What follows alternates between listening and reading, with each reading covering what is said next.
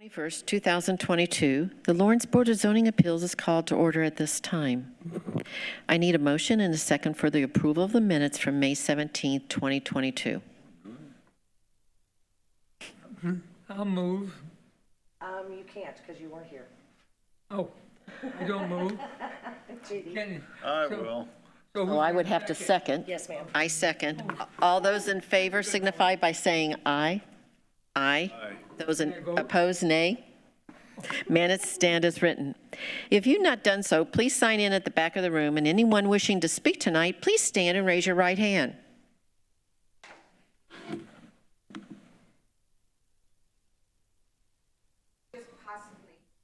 Right. Go ahead and swear in. You rather swear in if you, whoever may or may not.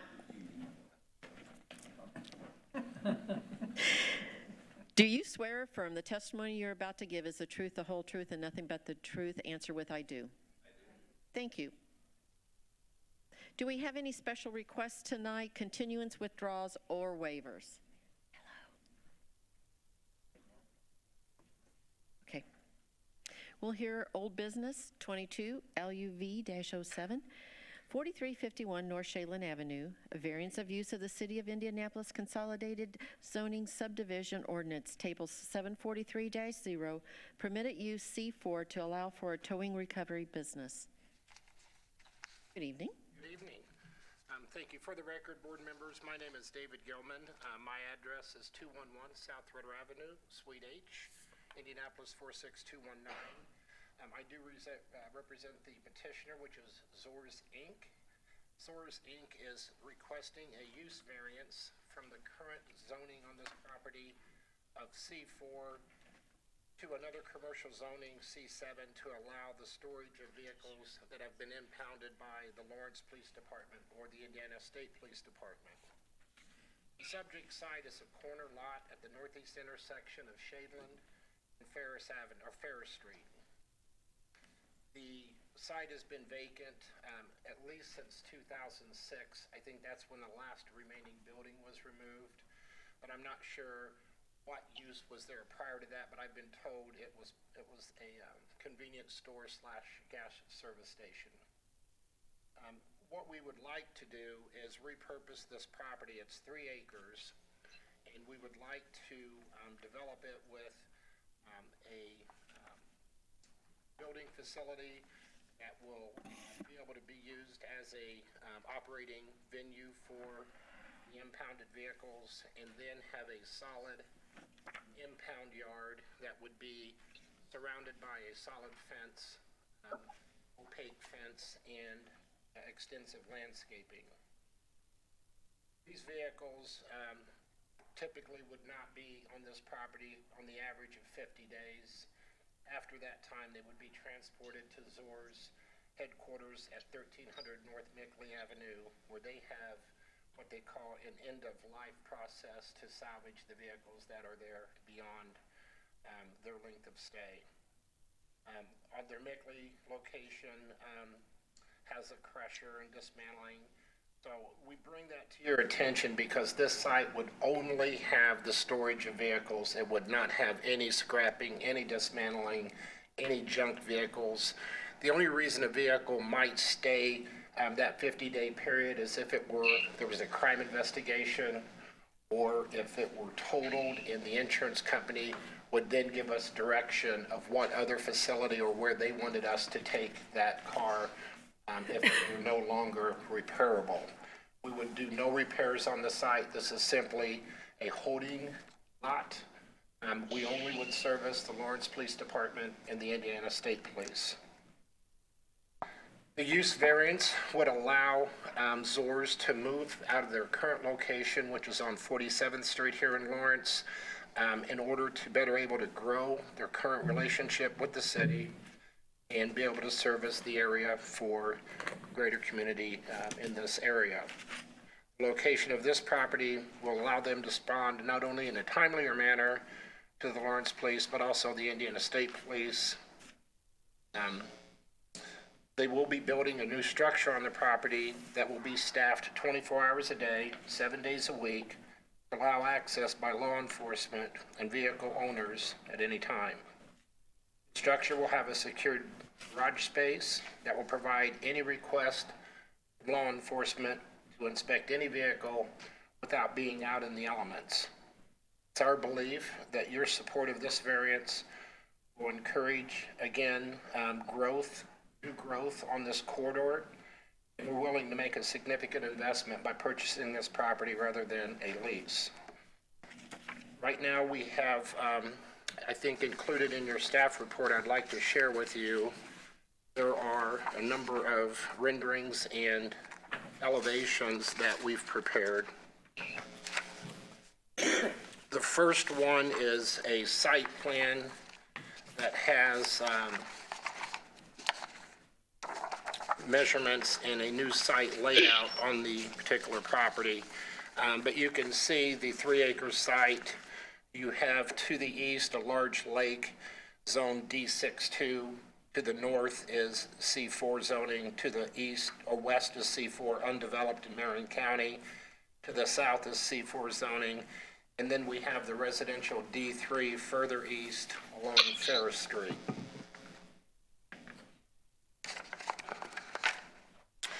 One item that we would like to discuss a little bit more is if you go to the second site plan that has 4351 Shadeland at the bottom with a number of labels on it, we're providing a 30-foot buffer yard along the east where the lake and the trees are located now to further screen any future development that may occur as our neighbor to the east. In particular, we do want to take into consideration those homes along Ferris, so we have a building setback and a fence setback between 101 feet and 70 feet from the Ferris Street right-of-way. That entrance off Ferris Street would be a secondary entrance. The primary entrance would be off of Shadeland Avenue. One of the discussions that came up with the staff, namely the Economic Development Director and the City Engineer, was to try to reorient this facade or the site layout toward Shadeland as opposed toward Ferris. We did that, and we actually think it turned out to be a much better plan. So now Ferris has become more of a secondary, well-buffered and screened outlet as opposed to one of the main in and out points for this proposed development. The other thing, if you look on your next handout, you could see where we really gave some consideration to what Shadeland can become or what the desired outcome for the Shadeland corridor and what are those plans in the future. And I understand that there's proposals to have Shadeland as a divided boulevard roadway, extensive landscaping. So what we wanted to do was to go ahead and try to set a good precedent by setting our building back 71 feet and then providing a lot of native Indiana trees, which is in our commitments, as well as planter beddings and shrubs. So if you look in our rendering, the next 3 renderings, this is a true illustration of what you'll see of our building as you pass it along Shadeland Avenue. And as you can see, the area for the storage is in back. But I wanted to point out, when you look at the elevation map, the topo map, Shadeland Avenue is about 759.5. Our site is 759 to 760, so it's relatively level. We have a little dip on the edge of Shadeland, but that's going to be there for drainage. But with the 6-foot solid steel fence, which is going to be the same color scheme as our building, with trees planted in front of it, we think that there'll be 0 to hardly any visibility of any vehicles, unless it were a large, kind of jacked up 4-wheel drive truck. There'll be no semis or any large trucks towed to this facility. Those would all go directly to the Mickley Road facility that is better equipped to handle those larger vehicles. If you look at the next rendering, it kind of gives you a more of a close-up perspective of as if you were entering the site. And again, we wanted to make sure that the storage area was well screened and not in an open view, but we wanted to showcase the building up front. And that building would have security lighting, wall pack lighting, but it would all be 100% fully shielded.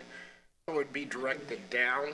And one of the things that we think would be an improvement to this piece of property and maybe the area is to have the presence of 24 hours a day, 7-day-a-week staff with direct access to the state police and Lawrence Police. The Lawrence Police Department would have a presence on this property because they would be there on a regular basis, inspecting to make sure that the impound vehicles that they were responsible for were secured and delivered to the lot at any time of day. Plus, the storage area, again, would have a perimeter fence and electronic gates that would also be fully screened and shielded. If you look at the next exhibit, this is the one I think is relatively significant. It's the view from Ferris Street. And basically, that is going to be a large green buffer area with the side of the building and the fenced-in area setting back between 70 and 110 feet from the road. And then finally, the last rendering I have in our handout shows the existing building. The staff had recommended that we dress up the structure by adding some masonry stone wrap around the base, which we think that looks really, makes it look really good. And then we also added additional windows in the facades of the building. So the thing that I wanted to also discuss is, and it's in the plan of operations, so I didn't want to necessarily be redundant, but when you think of a storage lot, you think of a towing recovery, you think of traffic, in and out, in and out, in and out. The data that we've collected over the last 6 months to a year at the 47th Street location in Lawrence, we average 4.9 tows per day. And that's on a 24-hour unadjusted time frame. Now, if you would compare this to a typical C4 commercial retailer, or say a freestanding retail use, they average about 40 trips per hour. And that would be a service station or maybe an area retailer, which would be permitted in C4. If you talk about a national coffee shop, you could look at as many as 500 trips per day. So we think that this is going to be a very low impact use on Ferris and even Shadeland from that standpoint. It'll be a secured facility, and I think that it should be something that will fit well within this corridor. You do have some I-2 industrial, I think it's Speedway Steel right there on Shadeland, and then you have the auto tire place just south of us, and then you do have some other C4 to the north. So I don't think this will stand out. If anything, it'll stand out as being something that you'd like to see more of as far as the way it's developed in the manner and the streetscape that it creates on Shadeland Avenue. Shipping and receiving, again, there'll probably be some U.S. FedEx vehicles, and that's it. All waste is going to be picked up by normal waste pickup. They do recycle any floods or any oils. And we would ask that, along with our filing and our findings of fact, that you incorporate the site plan of the renderings we've shared with you, dated May 5th, 2022, as part of our commitment. And then this plan of operation, June 16th. this plan of operation, we will do as June 16th Okay. instead of June 8th. That's the only tweak I want to make. And with that, I'm happy to answer questions that board members or any member of the audience would have for me. Your current operations, how many vehicles do you have stored there now? Oh, I don't know that answer, Rebecca. Jason from Zors is in, I guess there was an accident in front of her. Oh, come on up here, Jason. I'm sorry, I didn't see. I saw his. He wasn't sworn in. Sir, I have to swear you in. Yeah. Okay, where'd it go? I have it here somewhere. Okay. Do you swear or affirm that the testimony you're about to give is the truth, the whole truth, and nothing but the truth? Yes, ma'am. Okay, thank you. So how many do you have stored daily? We average about 50 on Okay. site. There's a 45-day period where the vehicles are held for various reasons. Some are there a little bit longer than that, depending on if they've got a police hold, an investigation, or whatever. But we max out about 70. Most spots, 38, 40, but we maintain about 50 at all times. Yeah, that's a pretty good number. And the new facility would hold how many? The new facility, I don't have the data. Dave did that. I feel like the new facility will hold substantially more than that. Double, maybe? Maybe even more than double. Okay. You know, I can't say for sure that we would reach capacity, but the new facility would allow us to not juggle cars. You know, right now, if I've got an insurance company that comes to retrieve a car at the almost 45-day mark, it could be buried by 15 cars. You know, so right now I have to shuffle 8, 10, 15 cars out of the way to get to that one. New facility would allow for in and out, you know, unobstructed. So we'd be able to get cars in and out much more easily. And how many employees do you currently have? At this facility or overall? This facility? At this facility, we normally have two drivers within, you know, a stone's throw. I've got multiple dispatchers. My total footprint in Lawrence right now is about 15 employees. And you're going up to 21 possibly, is that what I saw, heard? Okay. I can say I drive by this facility 6 times a day. Three. And I will say at no time have I ever been impacted by their service. No tow trucks or anything. I mean, the biggest problem I got's the train. Train is tough. But their facility has always been neat and clean every time I've gone by it. So I'm just sharing my observation with you. Like I said, I go by 6 times a day. I don't know where it is. 47th and Franklin. Right when you go over the railroad track, you know, on 47th. Fields Tree Service across the street. Yep. Bill Allen. When you go over the railroad track. That, right there where they have the fence there around, that's where it's at.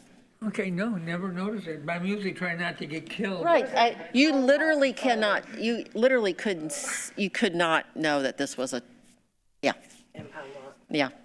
And like I said, and it's all different times of the day, between 7:30 in the morning and 5 o'clock at night. So I have never encountered any issues at all. Appreciate that. I have a question. Are you impounding vehicles that were like involved in a car accident, or are these like vehicles involved in crime? Anything that the police department calls and tells us to come pick up, and those are absolutely various. You know, sometimes they'll take somebody out of a car that's been involved in high speed from a crime. There'll be some that are involved in accidents. There's just no telling until we get that call. Do you have a majority? A majority of cars? No, I can't say that, you know, because we could go during the winter time when there's, you know, not good road conditions and the majority of the tows be accidents. And when you switch into summertime, when crime is a little higher, you're going to get the majority are going to be arrests that we impound the vehicle. So there's no, it's skewed depending on what the weather is, really. Here. Full moons. Well, you have to keep it real. When the weather's good, crime happens. When the weather's bad, crashes happen. That's just reality. That's reality. So you were saying at the current facility you have, there's about 50 spots? We can get 72 cars in there. Do you know how many are at the new one? That's a new one. I don't know what it was set up for. I would hope, I mean, the new facility is 3 acres. I would hope within the fenced area we could get 150, 160, depending on layout. Again, I don't feel like based on the current situation, we're going to ever have more than the 70 that we do now. It just would allow easier in and out traffic for us. Oh, is it by a stoplight or something? I don't think so. Oh, no. No. We will have a finite amount because we have drive aisles and stall areas that we would have to accommodate. We just haven't laid that out just yet. I see. Does the board have any other questions? Good job, fellas. It sounds like a great opportunity. It looks like, what, there's 3 acres or? 2.78. Yeah, okay. And from the drawing, it looks like almost an acre is going to be landscaped. And good for you, native trees, shrubs, all that stuff. And you've probably noticed around Lawrence, there are a lot of butterfly pollinator gardens going in. And I didn't know if you might be receptive to making a little bit of a commitment to, yeah, that lady right behind you. It's funny you should say that, because Liz and I had a chat. What I talked with Liz about is, one, we wanted to make sure that we were supporting native heritage trees, Indiana heritage trees. And the other item is an area for pollinator planting. Certainly will agree to an area for pollinator planting. We just don't know where the right spot would be. If it's in strips or if it's in one area that we could also, for example, what if we have a shallow detention area that we need for drainage, but it's dry detention? That'd be a great place to add pollinator plantings and maybe even some other things for some insects and bugs and wildlife that might like that type of environment. So those were things that Liz and I were talking about. We would agree to that, and it's just a matter of how big and where that it would be most appropriate and most successful. Thank you for being receptive to that. Tell me about C7 zoning as opposed to C5. C5 is what is always we're trying to get away from. Is C7, C5 on steroids? No, and here's why. C4 is what it's zoned, which is community commercial. So it's commercial that serves the community, but it doesn't go all the way to like Home Depot or Lowe's. Might reach out into their market area.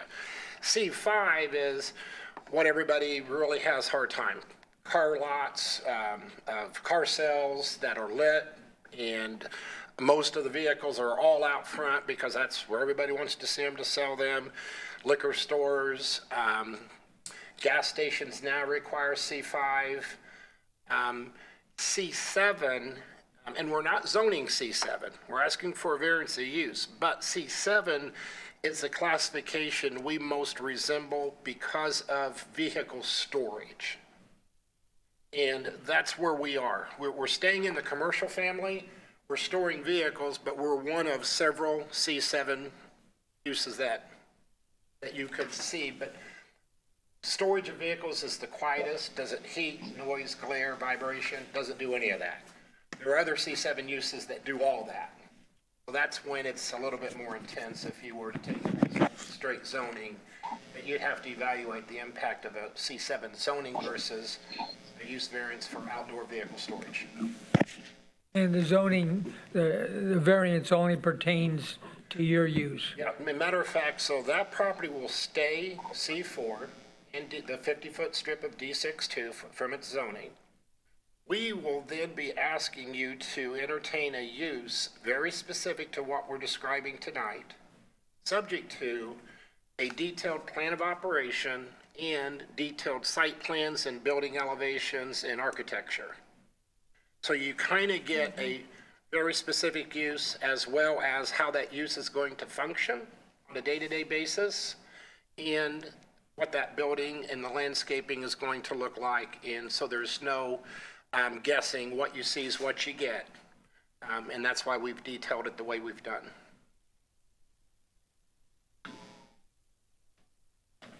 So we want to put a commitment on here that this is for this owner only, correct?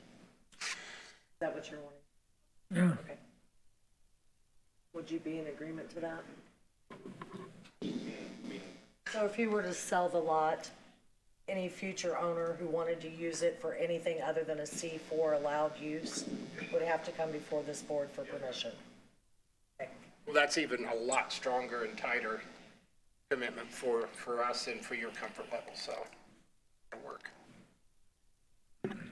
I have a question that has nothing to do with this case.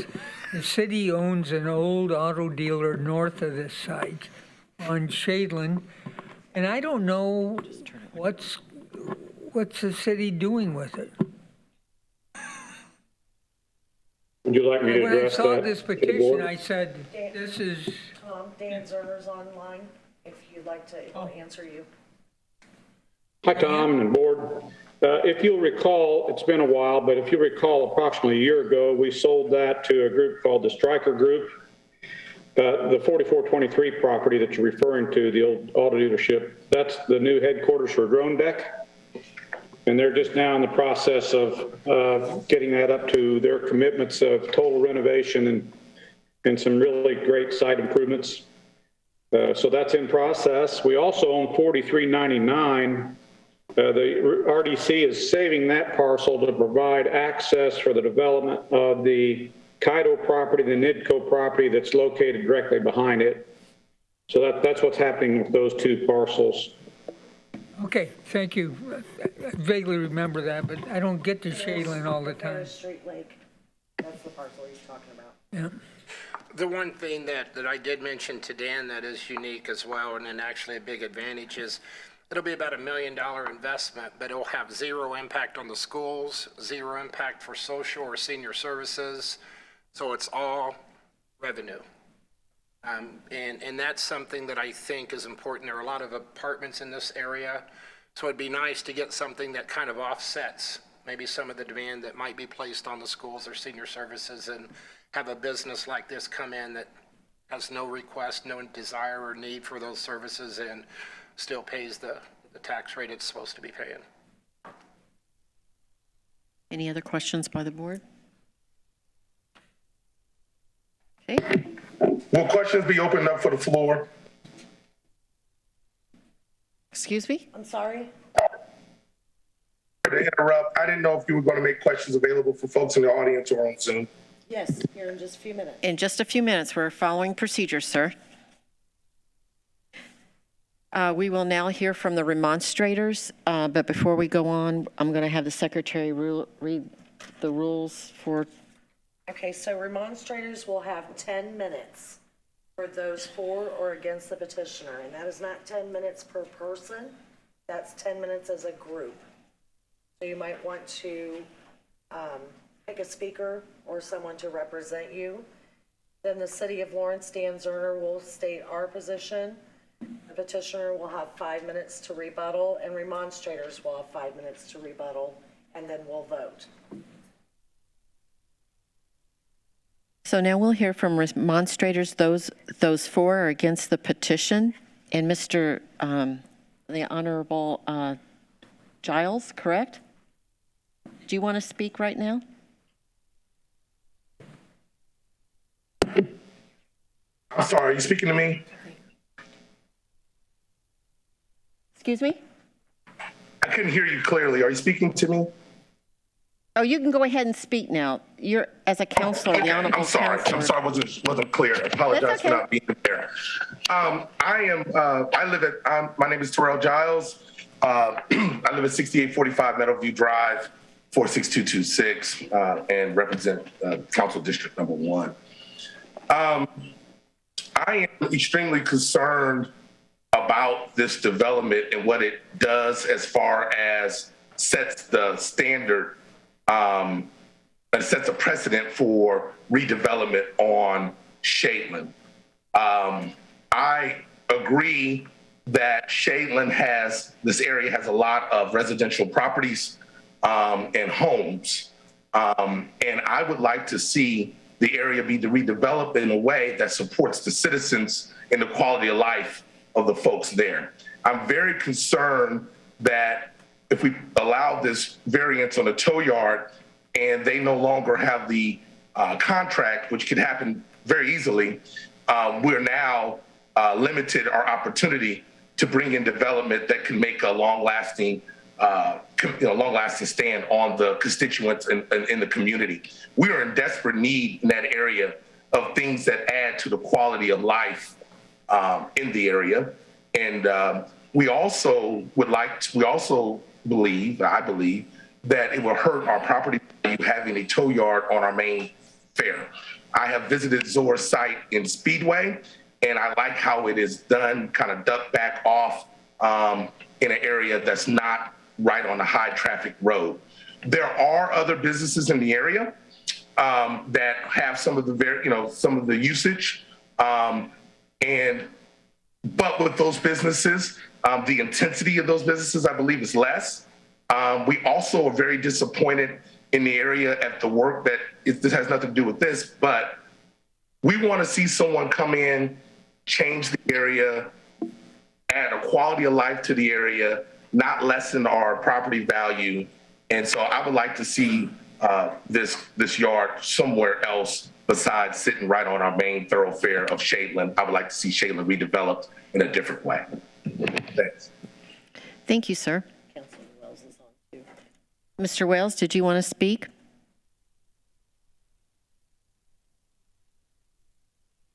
Okay, so Rick was called for a emergency search while he's a HVAC guy, and he had a. Yes, there he is. I'm sorry. Here I am. Okay, I had there to you push. go. Thanks. I had to push the right button. I'm Rick Wells. I'm City Councilman, District 2, and I represent the district that Zora's is currently operating in. There was much controversy between myself and maybe not Zora's, but with the Board of Works, the administration over their current location, which is actually just down the street from my house. The location they're at now is grossly too small. The indoor storage, as their RFP requires, I believe 5 vehicles in that to be able to put inside in that Quonset hut. And I know for a fact that that building will only hold probably 3. And I say that because I used to lease that property some time ago, and I've had my own personal vehicles in there. I doubt that that lot could hold 70 cars, as was stated by the towing company just a little bit ago. The friend of mine owns a pawn shop, and he used to store pawned automobiles in there, and he told me that probably around 40 cars is what he was thinking. I have reason to believe that, which is the other thing that I complained about with the Board of Works, that there is no plumbing facility in their 24/7 operation where they're currently at. Their wreckers are constantly parked on 47th Street right in front of a no parking anytime sign. I also am a little confused about the zoning, because my understanding where they currently are, as I was told by downtown Indianapolis, is they're permitted to have outdoor storage for vehicles, but only operable vehicles, not inoperable vehicles. And I kind of wonder if that may be the same as to where they're going to now. But I totally understand where Councilor Giles is coming from, that he may want them someplace else. Well, honestly, I do as well. And I don't think that where they're currently at is at all suited for my, maybe not my district, but definitely not our neighborhood. And I guess if we're going to have this towing company, then, I would be in favor of them getting this, only if they had some restrictions or things that they had to adhere to, such as bathroom facilities for their employees. I also would like to see, which I have reason for this, I would like to see a sign on their property that depicts what the towing rates are for, as set forth by the city council. And which also brings me another question on this rezoning. Correct me if I'm wrong, but does that not have to be heard by the council to get that rezoned? So I guess that's where I'm at. And I, trying to do my job as a city council person and looking after my district. And, I hope I don't have to deal with any intimidation or any threats from this. So thank you for your time. Thank you, Mr. Wells. I want to answer a couple of Rick's questions. Rick's, just so you know, building code does require that this facility have both men's and women's restrooms that are ADA compliant, so he'll have to put those in. And then about the sign on the property with towing rates, I don't have anything to do with that, so I just wanted to let you know about the bathrooms. Delaney, this is Sri. Oh, and then this is not a rezoning, it's a variance. We're not rezoning the property. We've asked for a commitment that it be to this petitioner only. So if he were to sell the property, any new owner would be required to come before the BZA or the council to have those issues addressed. And Renee, this is Sri. Can I add one more thing to that? Of course. So I just want everybody to know that this is just a variance petition. This is not a final approval of the plans. So once, if the board decides to approve this petition, the petitioner would have to come back to the DPW building department with a set of plans. That at that time, we will make sure that the commitments are met, the plans are per the building code, all the necessary restrooms, landscaping is put in place. So this is just a zoning variance approval, not a final approval of the site plan or for the building. That will happen after the post approval of this petition. Thank you, Suri. Now we'll hear from any demonstrators for or against the petition that are in the audience. Madam President, I do have a letter that was dropped off to our office on the 17th. Okay. From Lenora Graham, 7033 East 45th Street. She copied a bunch of city ordinances about abandoned vehicles. Abandoned vehicle includes any of the following. Number 6 on that list is a vehicle that has been removed by a towing service or a public agency upon request of an officer enforcing a statute or ordinance. Other than this chapter, if the vehicle, once impounded, is not claimed or redeemed by the owner or his agent within 15 days of its removal, it would be considered an abandoned vehicle. She was concerned about storage of combustible substances, including gasoline or other petroleum products, greasy or oily rags, or any other materials of highly flammable nature. She put an unsafe building on here, but I'm not sure what that would have anything to do with this. And then she says, as a community, we hold you all accountable for taking our concerns seriously. We are not opposed to a new business coming into the area. However, we are against this kind of business, a police general impound lot near our homes for numerous reasons stated on record. Traffic is already a hazard getting in and out due to being so close to the highway. This kind of business is only going to exacerbate an existing problem. Please find another location for the impound lot. I just want to make sure that was part of the record. Okay, thank you, Secretary. Anybody else for or against the petition that would like to speak tonight?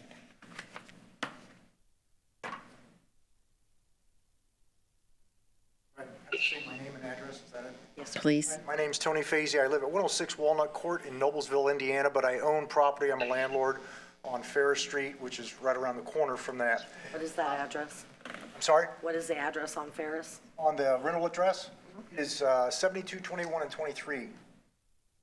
Thank you. One of the little duplexes that are there. Okay. Thank you. I agree with the other city council people that have spoke about that. When one of the things that my tenants like about that little area is that you have a little wooded area there and it's kind of quiet, so you don't have a lot of traffic and that sort of stuff. I think with a towing lot, you're going to have a lot more traffic. You're going to have a lot, from other towing lots that I've seen and visited, criminal elements have a tendency to want to break into cars that are stored in places for whatever kind of reason. So I think you're going to get a lot more crime into the area and that sort of thing. you know, I'm not sure it's the kind of business that you want in that particular area. The other thing is that I think somebody kind of alluded to it a little bit is that if they go to sell the property at some date, I've been around wrecked cars, and there will be a lot of cars that will be wrecked. That's the reason they're there, is because they're disabled. You might have a pretty large environmental impact that you might not thought about when they leave. You're going to have oil, radiator fluid, battery acid, gasoline, that sort of stuff seeking into the ground. I know this from the fact when I looked at one time of getting like a little used car lot or something like that at one time, to know if you buy like a filling station, there's a ton of environmental issues that you have to go through, where most of the times you're just going to, you know, fold up and walk away from it. So that's something else that the city may want to consider, is what kind of impact are you going to have after they leave? I mean, if you look at any of those kind of places, they're going to have oil, you know, gas, all that sort of stuff there, is that. So I understand that there might be a need, but there might be a better area that might be more secluded in an offset area to do that sort of thing. Thank you. Thank you.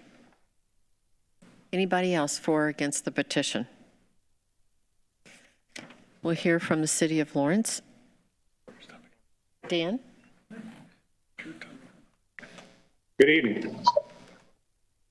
The City of Lawrence, speaking for Sri and myself, I believe I'm speaking for Sri as we review these things together.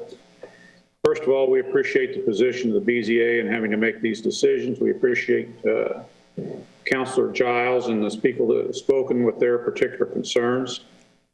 In kind of an unusual fashion, this is not one that I believe that we are necessarily expressing for or against. We originally, for the same reasons that have been expressed, showed with the petitioner some real reluctance to approve it from a staff position. But to the credit of the petitioner, everything that we brought up, from appearance along Shadeland to security, to commitments of a one-time basis, to how it was going to be monitored, to fencing criteria, to landscaping criteria, the petitioner more than jumped through the hoops to make happen to what we believe the impact of this lot would be very minimal on anybody around, and it would be favorable to actually a storefront along Shadeland. Having said that, this does not represent a large capital investment. This does not represent a tremendous amount of jobs. So from an economic development perspective, we're kind of ambivalent about this project and would leave it totally up to the BZA's opinion. I do need to make a couple of other points, though. Over time, there's been desire for additional housing in this area. The city does not have sewer capacity to support any additional density of housing. So development that's going to occur needs to be somewhat minimal in its sewage requirements. This project meets that criteria. And the one place I take exception with the last gentleman is we have had considerable crime issues along this corridor as we tried to work with Drone Deck and others. We've had some setbacks because of crime. I believe that the 24/7 presence of staff in this facility, I believe that the lighting of this facility, and I believe the police presence in and out of this facility would significantly serve to reduce crime in this area. So those are the opinions of staff. Sri, if I've misspoken or you feel to add anything else, please weigh in. But we don't have any reason to believe that this project would be a detriment, but nor are we advocating for it, as you've seen me advocate for other projects pretty strongly. Thank you, Dan. Sri? I don't have any. I think Dan pretty much covered. And the only thing I want to cover is the traffic concern that somebody raised up. I think based on the data provided by Source around having 5 tow trucks coming in a 24-hour time frame, it should be, if you go with any other facility that the C4 allows, it's going to be a significantly more traffic than what the towing company is going to bring in. So, and the main entrance is off of Shadeland, and Shadeland is more than capable enough to handle this kind of, for another 5 trucks a day. So I'm not very concerned about that. That's all I have. Thank you. Can I ask a question of Dan or Shri? Yes, you may. It looked like initially you were opposed to this, but now it's in favor. Was there some major change that took place to come up with that? Yes, sir. Originally, they did not have any significant architectural landscaping standards. Initially, the way the drives came in and out of this, we were opposed to that for the Ferris Street impact. We did increase the lighting requirements, we increased the architectural requirements, we increased the fencing requirements, and they agreed to meet all of those, which really alleviated our concerns. Thank you. Dan, remind me, we also moved to change the building location, like getting it more closer to Shadeland and putting the parking on the back, correct? That is correct. We felt like we really minimized any negative impact of what storage vehicles might have to the area. We think it's very acceptable as it currently is proposed, which wasn't the case to begin with. Any other questions from the board to staff? Thank you. We'll hear from the petition. Oh, yes, ma'am. Good evening. My name is Joan Carter, and my husband and I, we are property owners on Ferris Street. We own 12 units on Ferris Street, and we house mostly families and senior citizens, and a lot of our family members live on that street.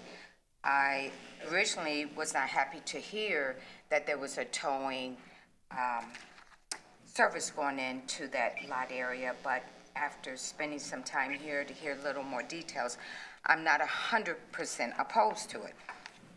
Looking at some of the landscaping and the map drawings here, it doesn't seem to affect my property as much, our properties. But what I don't like, and I don't know if it's even possible to request this, is that I don't like the entrance on the Ferris Street, because I think that that's going to cause a lot of traffic just going in and out on the Ferris Street. Fire department's sake, Ms. Carter, they have to have two entrances so that we can get a fire truck in. If something were to happen to one of the cars, we've got to be able to have access from two directions. Understand, okay. So that's more for a fire department. I see, but it's not an entrance that they're going to use on a regular? No, ma'am. Okay, for bringing in the vehicle? The entrance will be Shadeland. Yeah, is that true? Yeah, I'll respond to all of these. Okay, all right. And so I'm assuming that this is going to butt up right next to the lake there. A buffer strip between us and the lake, 30 feet, and I can address all of your frontages across Ferris on the north side. That'll remain untouched. That's not our property, so you'll keep all your woods that you see now on the side of Ferris. Yeah, that's on D6 too. All right, thank you. Thank you, ma'am. Anybody else? We will hear now from the petitioner.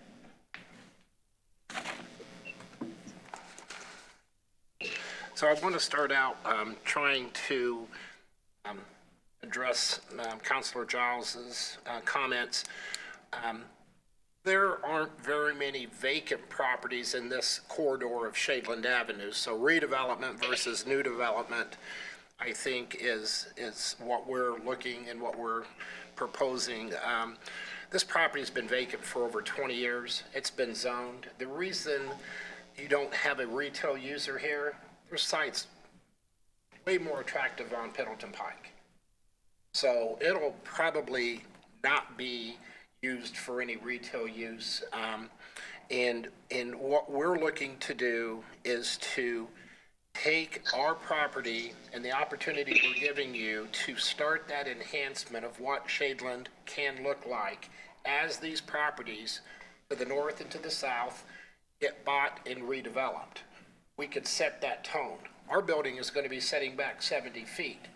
If you were to develop this property and nobody needed variances, they could have 24 hours a day, 7 days a week. They could have 100 times 1,000 times more traffic than what we would propose. And that would be a substantial impact, I think, on the neighborhoods and on Shadeland Avenue and the traffic concerns on Shadeland Avenue and the sewer and infrastructure on Shadeland Avenue that this site certainly will not. But let's go ahead and talk about redevelopment. We're really proposing a 50 by 80 structure on 3 acres. Somebody wanted to come 10 years from now, 5 years from now and buy it, redevelop it with a 5-story office building, we'll sell it, I'm sure. So it's not like we're burdening the property with a building that's going to be, or could potentially be a dinosaur should Zors not be successful in their relationship with Lawrence, which we don't see that being an issue. This property has a lot of potential to be redeveloped with minimal additional cost because we have it covered at 90% of lot coverage, which would be allowed in C4. As far as the floods, if you know, and I've represented Zors for probably 15 years. I've walked with the Marion County Health Department all over their property. Spill containment is a high priority. And Zors is very good about that, and they're very experienced. Spill containments, there's a protocol. They have equipment, they have containers, they got hazmat material on site as needed, not only on the property that they may be towing it to here, but when they actually pick up the wrecked vehicle, if it's been in a wreck and there are leaking fluids, they contain it right there on the site. Get it contained, get it cleaned up before they bring it to the lot. Those are the things that I'm familiar with representing Zors in how they do their day-to-day operations. Again, the lake, is it called Ferris Lake? Is that what's behind us? So all of the people that own property on Ferris, your wooded area is going to remain unchanged. The only thing that's going to change is that corner lot that's got 4 curb cuts. That's all concrete with the footprint of the building. That's all going to be replaced with the grass entrance going into our facility. Our new building is going to be moved midsection down off of Shadeland. I think the presence and the value on Ferris will be a lot more appealing, going back to your quite residential neighborhood you have, than it exists today. I'm sure people might park in that vacant lot and just hang out there, which we want to try to get rid of by allowing this development to occur. Again, without the lack of infrastructure, your development potentials are limited. We're hoping that you would consider our proposal, the very strict conditions that we're imposing on ourselves, and that you are going to consider as part of our filing, plan of operation, the site plan, the renderings, and then as your city engineer recommended, this is just step 1. He's going to make sure our planning schedule is the way it needs to be, and our design criteria for the parking lot entrances are exactly the way they're supposed to be. And then we would agree tonight to an area for pollinator plantings. With that, we hope we've answered the questions and addressed the concerns in an appropriate manner.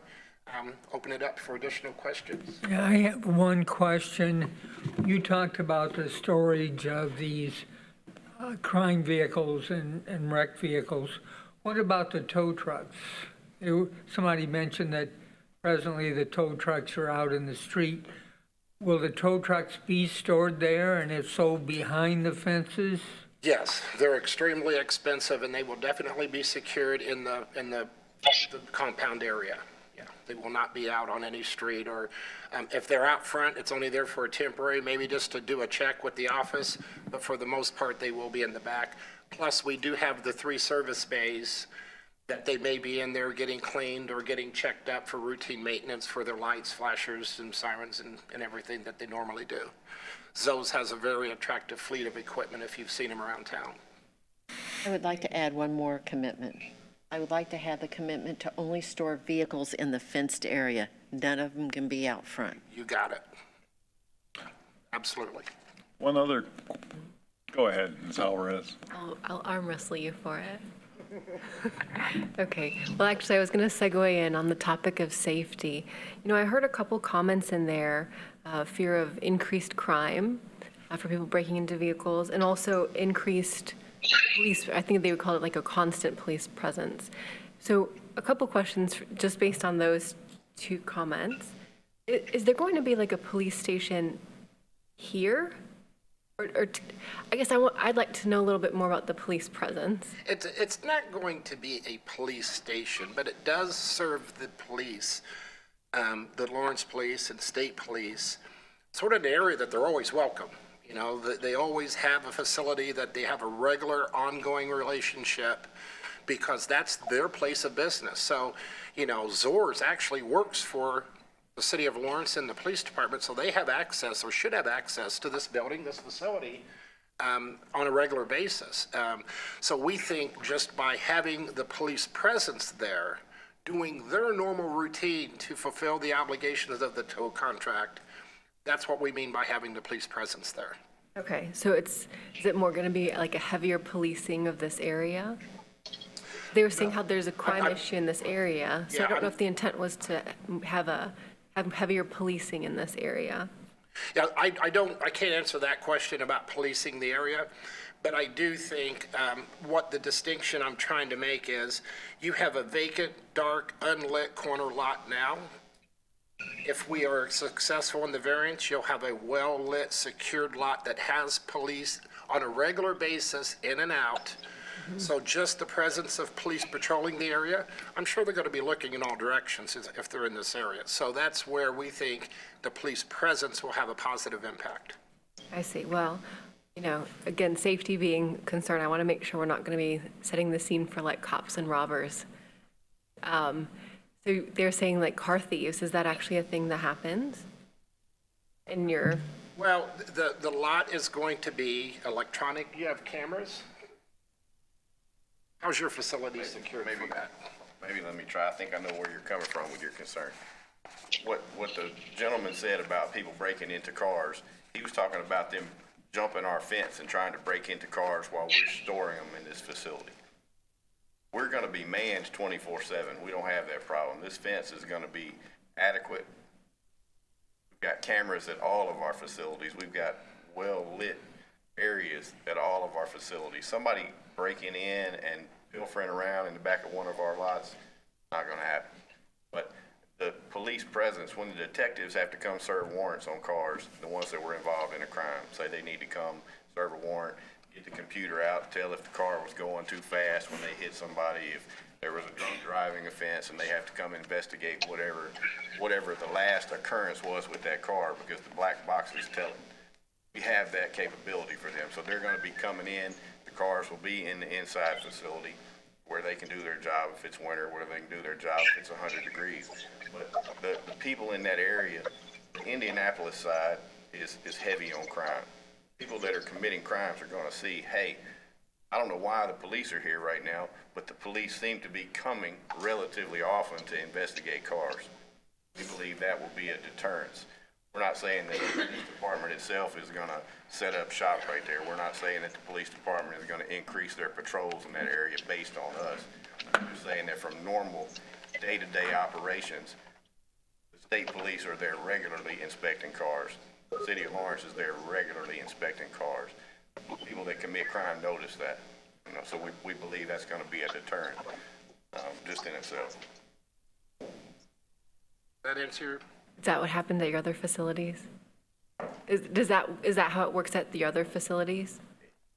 We have an interaction almost daily with somebody. We do all of the fatalities in Marion County. So the fatality people come. We've almost got police presence every day at our main facility. It doesn't happen as often at the Lawrence facility because the detectives don't necessarily need to go investigate a car. But you know, it could happen as many times as once a day. It could only happen once a week.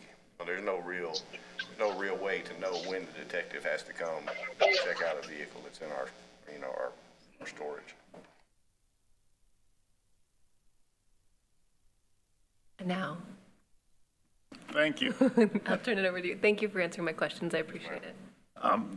The concern expressed about the ingress and egress from the lot will be Shadeland, not Ferris Street, right? It'll be both.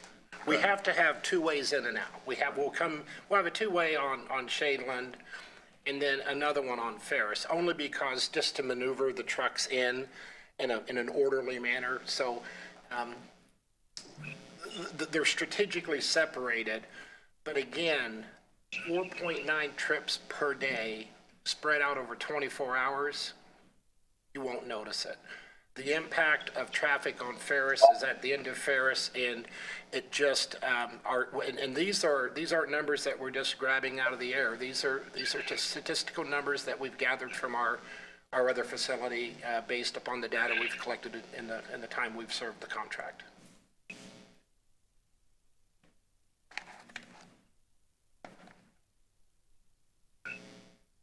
May I ask another question?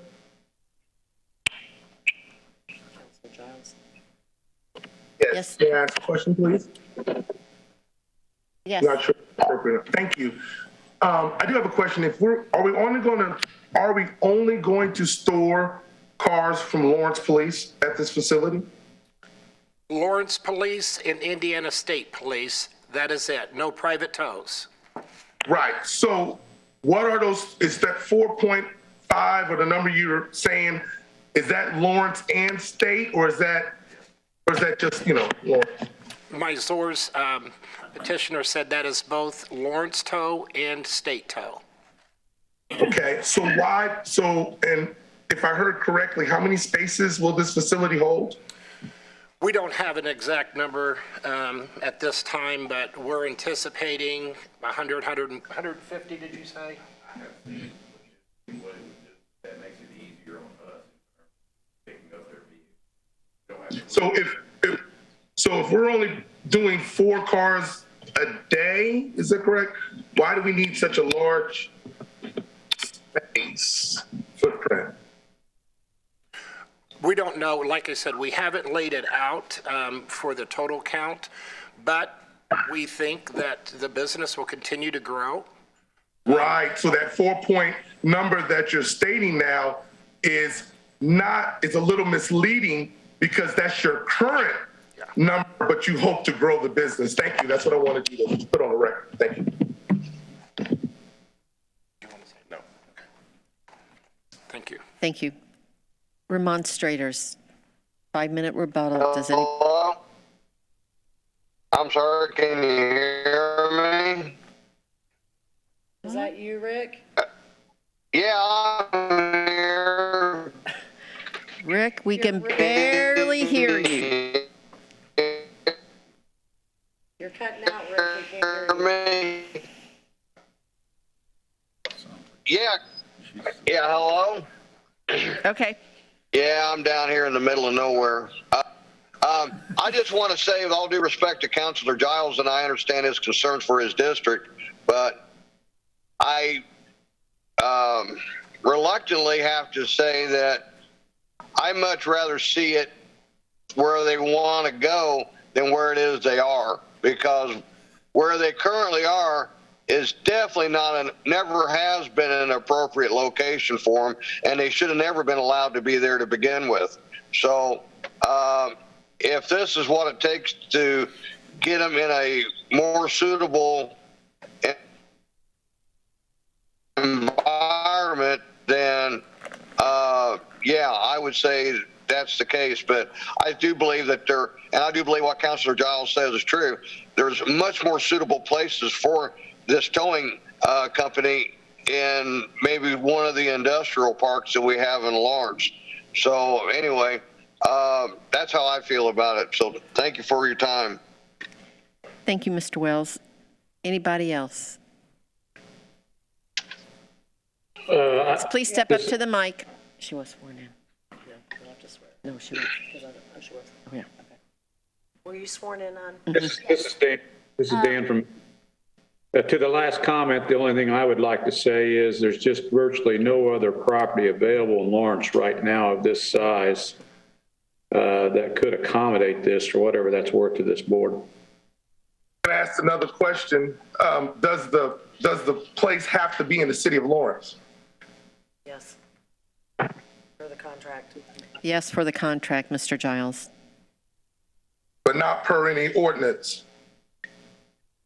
Not per ordinance, but per the contract that they signed, they have to have a lot in Lawrence. Well, that's something to be disputed.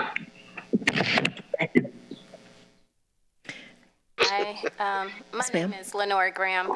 I live at 7033 East 45th Street.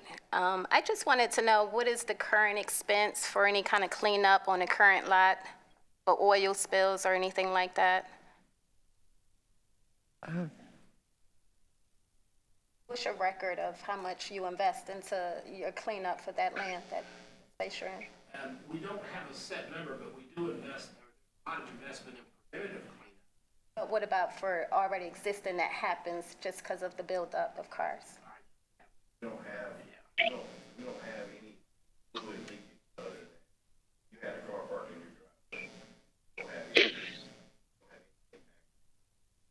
I think she's talking from the gas station that was there previously. Is that what you're asking? Is that what you're asking for, the cleanup that was on this site when the gas station was there? No, for your Yeah, business. Okay. All of our investment is preventative spills, not cleaning up where we neglected and allowed it to leach into the groundwater. That does not occur. We are very preventative. We do not want that to happen. Okay. I guess the answer is 0. Okay. Is the board ready to vote, or does the board have any questions? Yes?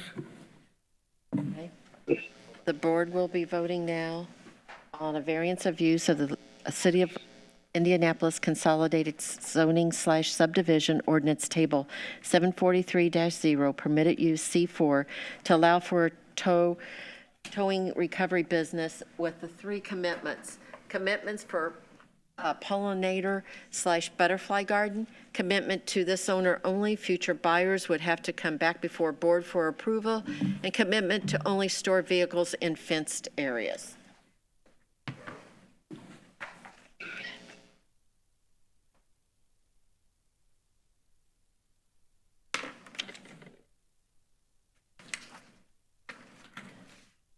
The board has granted your petition 3-1. Thank you for your time this evening. Thank you.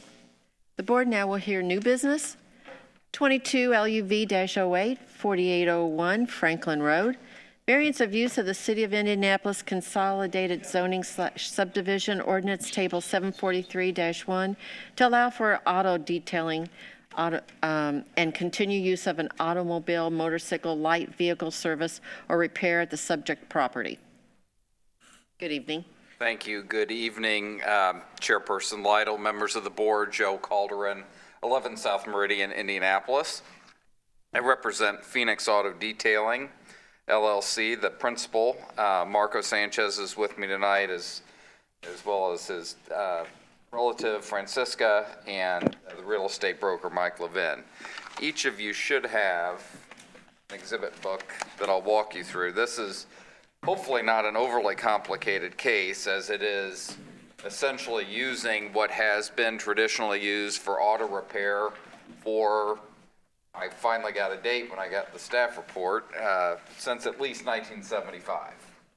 And it was formerly known as the Lawrence Auto Care Facility. You can see it in the aerial.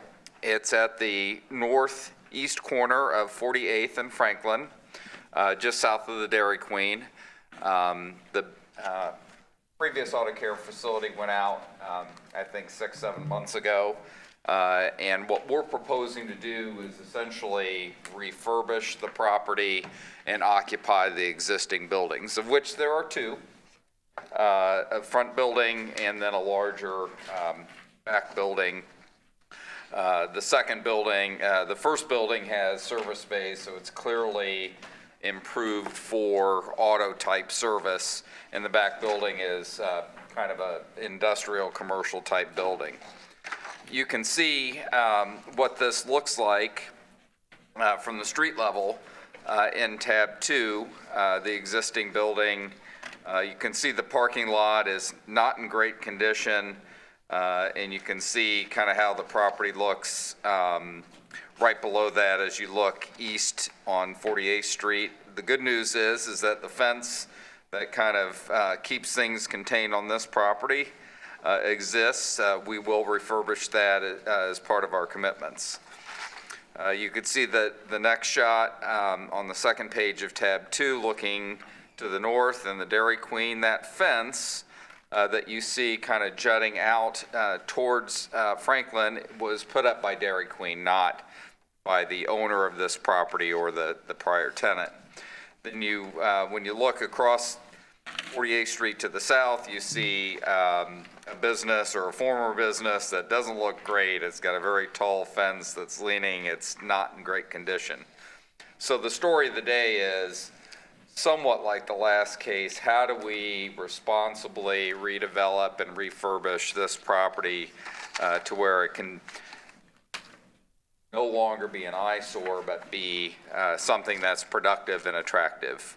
The final street photos look across the street, across Franklin to the west, and you see apartments. And then looking again towards the east, you see the fence and the back building. You see a tree line that separates this property from the residential neighborhood to the east. So what we intend to do is all set forth in our plan of operation. We'd like to do light auto repair, which has traditionally been done. Mr. Sanchez's primary business is auto detailing. We think that'll be the significant portion of the business. There may be some point in time in the future where he might want to sell at retail level some sort of accessories, whether it be stereos or things like that. All of that's in our plan of operation. We won't do body work or store any wrecked or inoperable vehicles. Every job that we'll do will take place inside. We'll keep everything stored inside the fence or the buildings. The property will be operated Monday through Saturday, 9 a.m. to 9 p.m. We'll have 5 to 6 employees tops, and we don't have any plans to expand these buildings. It's a pretty tight site. It's about a half acre, so we intend just to use what we have, refurbish it, and hopefully create some productivity for this property. The site, and I failed to mention this at first, it is zoned commercial. It's C3 though. So C3 used to allow oil changes and some very light auto business. Apparently in '75, this property received a variance to allow for more general auto repair.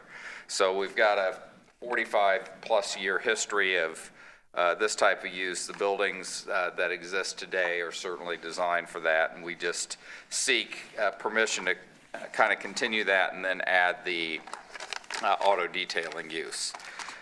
We did put in addition to the plan of operation, when we received some comments from the city, they want Franklin Road to look much better than it does, and I'm sure Councilor Wells does too. They want us to clean up that parking lot. It doesn't look great. We've agreed to do that. We've put that in our commitment. We'll repair it, we'll coat it, we'll seal it, we'll stripe it. Right now, it's kind of whatever you can fit on there. Luckily, there's nothing going on, but there are sadly some historical photos that, in probably your own experience when you drove by and saw some things that weren't so great. We'll fix that, and that's committed in our statement of commitments found in tab 4. We will add landscaping to the landscaping strips that kind of run along the frontage of both Franklin and 48th. We will tender a landscaping plan to Renee, your zoning administrator, for approval before we do that. We will repaint the building. We will repaint or restain the fences, and we will thereafter maintain them in good condition.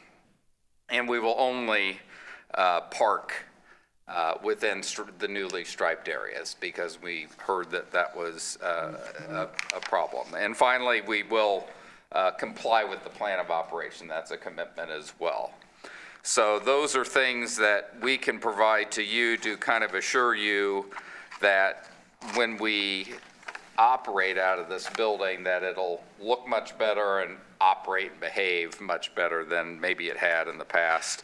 We do have a just a little bit of a rendering in tab 5 of what we envision the building might look like after we refurbish it. But we're not going to, again, expand. We're going to keep things indoors. Mr. Sanchez already has his business. This provides an opportunity to go into a facility that really makes sense, we think, for his use, and we hope that you agree with us. I don't know if Mr. Sanchez wants to add anything or just answer questions. With that, we're happy to answer any questions you may have, and we thank you for your time. We'll ask that you incorporate our proposed findings of fact into the record. Thank you. Thank you. Couple of questions. You currently have a business here in Lawrence, or? Yes. What's your name and address for the microphone? Address, I really don't know. Your name and address. Sorry. Marco Sanchez. My address. Your address. 3939 Bergamo Court, Indianapolis, Indiana, 46235. Where's your current business? It's on Franklin and 46. I have no idea what's the number on it. It's on Dr. Shower Doors and Mirrors. Okay, okay. Okay, I know where. Yep. Next to the, okay, okay. Yeah, Yes. now I know where it's at. Pretty small, so we want to go to a place. Talking. Now, your hours of operation from 9 to 9, I guess my concern is the neighborhood behind you. What kind of noise will there be? I mean, you're going to do detailing, correct? Yes. I'm thinking the only noise is going to be vacuums. Air. That's it. Okay. Do these get very loud? Okay. Vacuums. Okay. Well, sometimes things do. Understood. Okay. Any other questions from the board? Thank you. We will now hear from remonstrators. Anybody here for or against the petition? Okay. No, I know. It's right here. We'll hear from the city of Lawrence. No, there's a remonstrator. Oh, sorry. I'm sorry. I didn't see you, sir. Hello. My name is Michael Lady, and I own the property at 4981 North Franklin Road. It's my office building. I really just have some questions about, you know how much money you're going to plan on putting in this property to renovate it? Clean it up? I can answer that. So, there's not going to be major money put into this because already. We need, sir, you need to step up to the mic. Give your name and address for the record. Mike Levin, Zenith Realty and Business Advisors, Inc., and I'm at 1111 East 54th Street here in Indianapolis. Okay. But there's not going to be that major renovation here. There's holes in the roof, little holes in the roof, that's going to be repaired. Everything's going to get repainted like a solid light gray for the entire building. And then like the overhead doors that we painted nice white, there's a broken window out and all that. I'm going to clean up the parking lot as well and do the landscaping there, make it look nice. He does auto detailing. They do auto detailing, so they want everything to look nice and crisp and clean. We're going to paint the fence the same color as the building. It's going to be a light gray as well, so it'll be a solid gray throughout. So the property's going to look really nice and clean when they're done. The inside needs to be cleaned up a little bit too, and that's going to get done as well. And like for instance, in the back building, it's nice inside there, but he's probably, he wants everything to look really nice and clean because that way when you clean and detail the cars, you can tell that it looks nice and clean, doesn't want anything dirty in there. So he runs a nice clean operation. And so it's not going to be $100,000 to fix all this up. It is going to cost thousands to do it in that neighborhood, if that answers your question. We've invested a lot of money in this area, and I know that people make commitments. They do all the time. We're going to put the landscaping in. They put the landscape in, then they never maintain it. You know, to get that landscape on Franklin Road is important to improve the overall appearance of Franklin Road. We've worked hard on our properties at 4981, which used to be the old city building, landscape it and make it look nice. I also bought the property next door was the old liquor store and turned it into the convenience store. And then I owned the property next door, which was the old restaurant, Aunt B's Restaurant, and cleaned that property up. So I've invested a lot of money in this area, and I encourage new businesses to come in this area. But I'd really like to see them be committed to make a streetscape and a landscape and maintain that to improve these buildings. I mean, this use is not an ideal use. The buildings are older.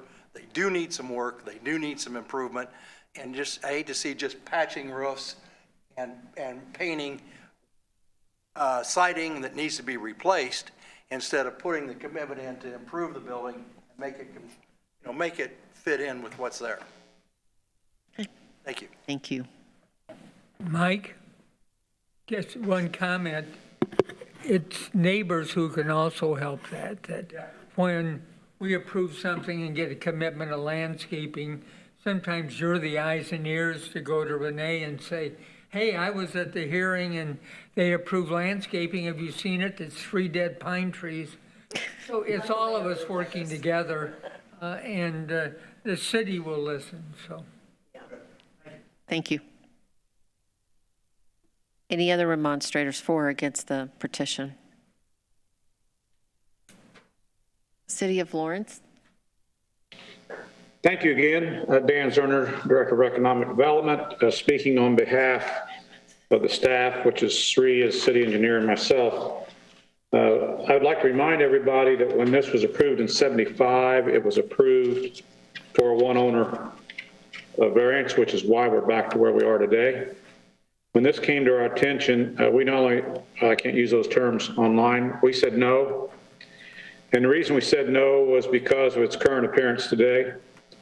In the city of Lawrence, particularly Councilor Giles and others, we've had a strong focus on Franklin Road, particularly from 46th Street South, which you'll see more about in here in a minute. But we want to clean up the entire corridor, the Franklin Road corridor, and make it look what it deserves to look. So we saw this petition, we saw the current status, we said no. So as his professional nature is, Joe Cauldron came back to us and said, well, what will it take? And in our eyes, it takes a total cleanup of the site and all the stuff you see there. It takes removal of the old cars off the front.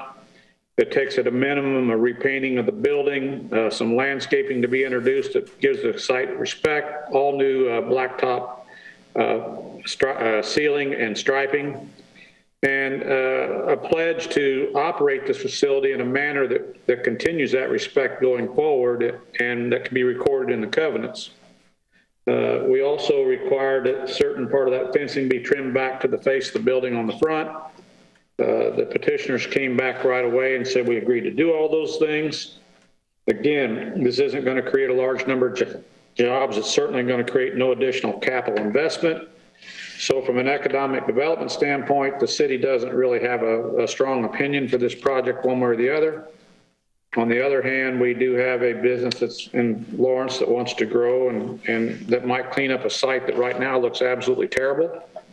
So from our perspective, we're okay with it. We're just not jumping up and down with joy. Thank you, Dan. Now we'll hear from the petitioner again. Thank you. We appreciate the time and attention that Dan and Sri and Renee put forth in evaluating this and giving us the opportunity to make commitments. The zoning ordinance has a maintenance obligation for all landscaping. If you want us to add a couple of words and maintain thereafter in thriving condition, we can do that. It's not a problem because we have to do that anyway. We can add that to the commitment, which will be recorded, of course. We're grateful that Mr. Lady has invested in the area and that he's expressed his concern. And as we'll state for the record, the commitments that we made will be recorded, so they are enforceable. You see things you don't like or the city does, you'll have recourse. And that is kind of what's happened in the last year and a half to 2 years with the change in statute that's given really Lawrence more authority to enforce zoning within its borders versus relying necessarily on Marion County to do so. So we are grateful for the opportunity. Again, these buildings have traditionally been used for auto repair. With the service bays, that's what they're built and improved for. It would be short of a total demo and redo, very difficult to reuse for a different type of use. And we're appreciative of the opportunity to present this to you tonight. And I think you heard Mr. Sanchez's desire to grow his business within the city of Lawrence, which Dan thinks and we all think is a good thing. So we appreciate your consideration of a favorable vote tonight. Thank you. Thank you. Another question came up from Mr. Zerner's comments. Am I correct when I heard that the variance for the auto repair was a single-use, single-owner variance previously? So are you asking to continue that variance as well, or? I think so, and I have not seen the actual variance to understand what it definitively said or granted or was applied for. I saw the staff report and I just saw, well, there were no commitments there. So I suppose what we're asking for is a recognition of that prior use, which was granted by variance, to allow him to do the same, really probably less in terms of auto repair, and then add the auto detailing, which was not contemplated by the first. So your whole package is a single owner variance type thing? Okay, thank you. We're going C4, you're basically If I may interrupt, I would like to acknowledge Mr. Lady. Don't get that opportunity very often, but he runs a very professional appraisal service that the city uses and has found them to be very trustworthy, and we appreciate his efforts along Franklin Road. And while I have that opportunity, I just want to say thank you, Mike. Well-known name in town, for sure. Yes, Tom, this C4 would be the category where it's all permitted by right. Again, C3 allows for lots of retail things, and it used to allow for certain light auto service, and it used to allow for gas stations, for crying out loud. It used to allow for oil change and a few things like that, but that changed in 2016. The risk we have here as a city is if we don't approve this, I don't know how long it'll sit. I don't know what it will take for somebody else to acquire it, to put it into good use. It could, 10 years from now, still be here. It could be that in 2 years somebody buys it and does something really great, but I think that's a long shot. So the fact that we do have an existing Lawrence business that's trying to grow, that wants to clean this up and make an improvement that I believe Sri and his team can enforce, the restrictive covenants, to be sure they take effect, I think we're good with it. I would like to add to this a sixth commitment that it's for this petitioner only. And underneath where it says operators shall add landscaping to the edges of the parking lot, and the end put will maintain thereafter too, please.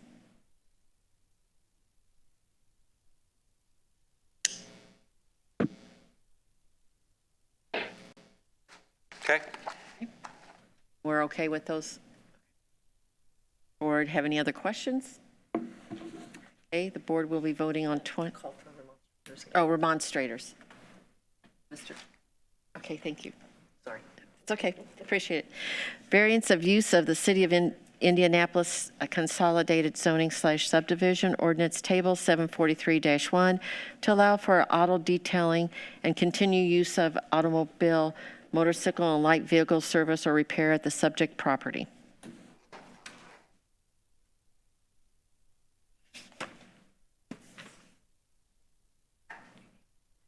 The board has unanimously granted your petition. Thanks so much for your time. Thank you.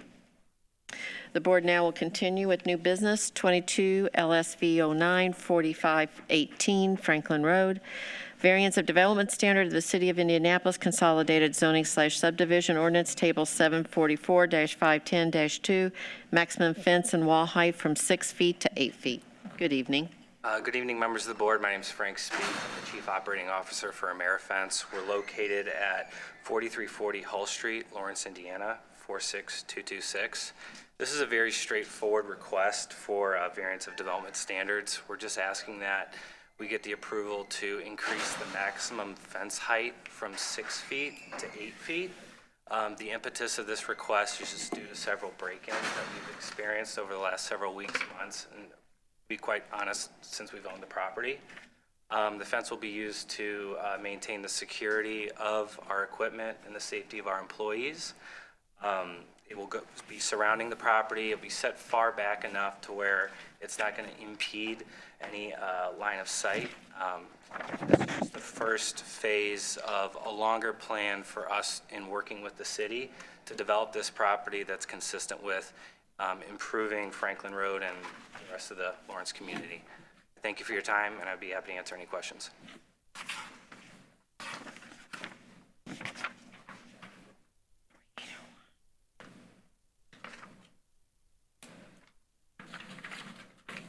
Are you on the south side of the business that? So if you go through the packet here, on the second to last page, sorry, the third to last page, the fence will be located where the red line is. On my staff report. All the red lines. So it's right here.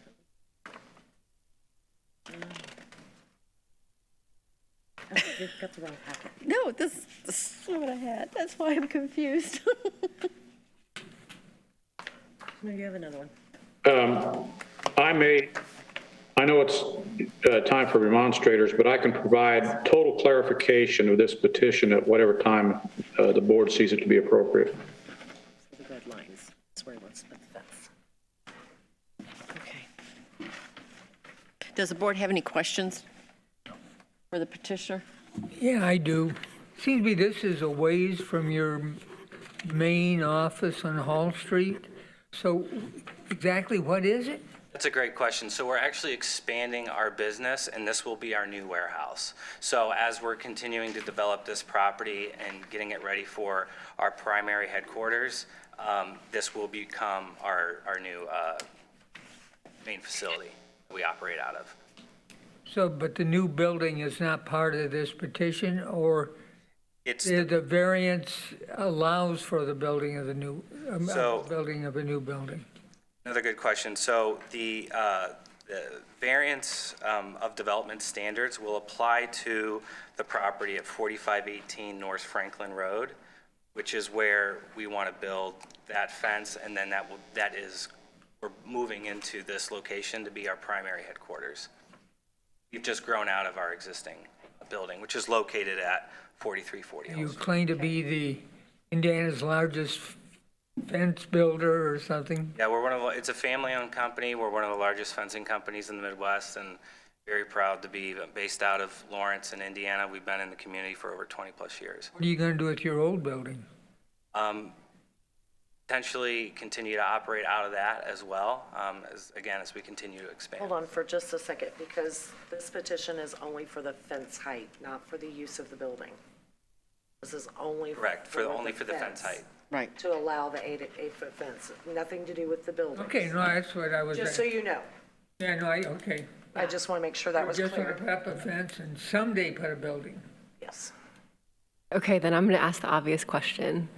So why an 8-foot fence instead of a 6-foot fence? Improve security. So we already have a 6-foot fence at certain parts of our property, but we still experience and see a lot of people, especially early in the morning, either breaking into our office or just people are sleeping in the facility. So an 8-foot fence is significantly better just to maintain the security of the property. How do they get over? Just hopping it?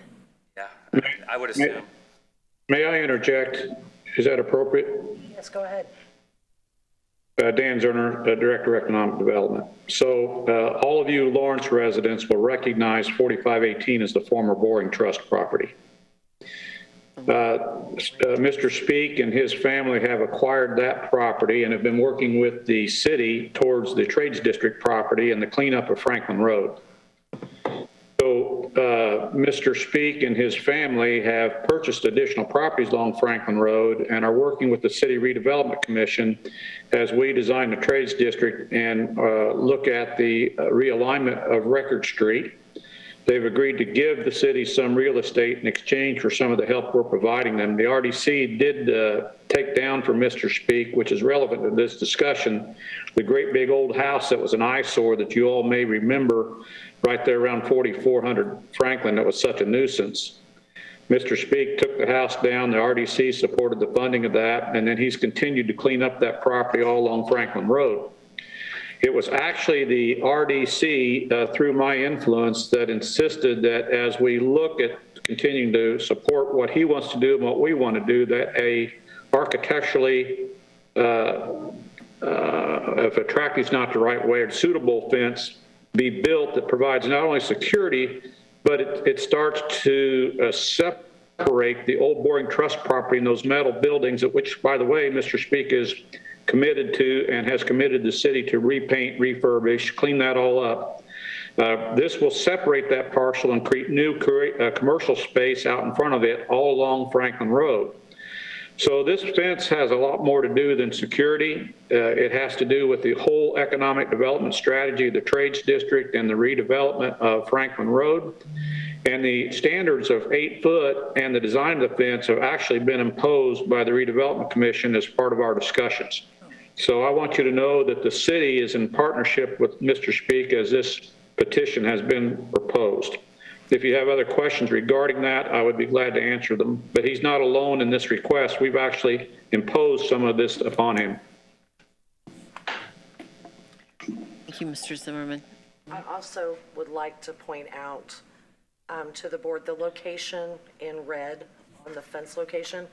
If you look at the map, this is set really far back on the road. So we're not going to impeding on any traffic line sites or anything like that. I mean, it's a good 40 feet, 30, 40 feet back. So it sits behind what a normal setback would be for a fence, like behind a residence.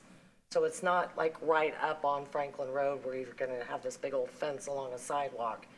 It's further back than that, Renee, and it serves to facilitate the redevelopment of Franklin Road. This fence is critical for that. Yes. Thank you, Mr. Zimmerman, right? Zerner. Zerner. Board have any other questions at this time? I've just never been interjected before. So kind of pondering that one. So I don't know. We don't have to go back to my question. That's okay. No, what was your question? I forgot. I was interjected. Sorry. No questions. No questions. Tom, did you have any? Okay. Great, thank you for your time. Thank you. If you think of it, we'll go back. Any remonstrators for or against the petition? We'll hear from the City of Lawrence. I think I've made myself and the city's position extremely clear that we're advocating for this. We've actually asked him to do this. We asked him to bring this to the table, and we appreciate the fact he's willing to make this investment. Thank you. Petitioner, you have anything else to add? No. Without any other remonstrators, nothing further to ask, the board will be voting on 22 LSV 09, 4518 Franklin Road, variance of development standard of the City of Indianapolis Consolidated Zoning Subdivision Ordinance, Table 745-510-2, maximum fence and wall height from 6 to 8 foot. Can't really think. I couldn't figure out. The board has unanimously granted your petition, sir. Thank you. With no other business, the Lawrence Board of Zoning Appeals is adjourned.